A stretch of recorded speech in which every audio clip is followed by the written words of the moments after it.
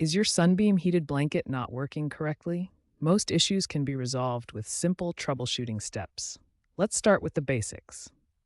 First, always ensure the blanket is plugged directly into a working wall outlet. Avoid using extension cords as they can cause power issues. To reset the blanket, unplug it from the power outlet. Wait a few minutes, then plug it back in. This simple step resolves many common issues. For digital controls, look for flashing symbols that clear upon a successful reset.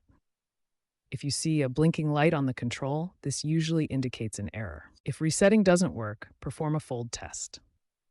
Fold the blanket 3 times, set it to the highest heat setting, wait 5 to 7 minutes, then check for warmth between the folds. If the blanket still isn't heating, inspect the blanket, cords, and control unit for signs of wear, frayed wires, or damage.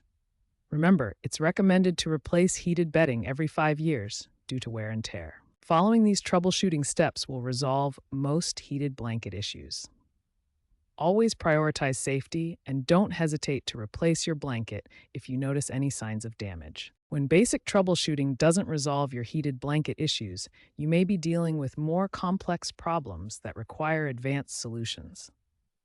Digital controllers display specific error codes to help identify problems.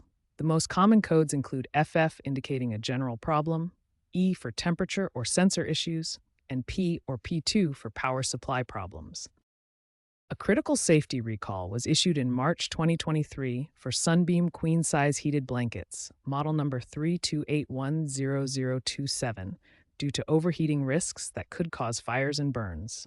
If you own this model, stop using it immediately and contact Star Elite for a refund.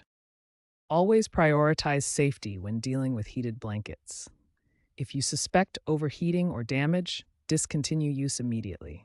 Have a qualified technician inspect your blanket every 2 years, especially after the warranty period, and replace blankets every 5 years due to normal wear and tear.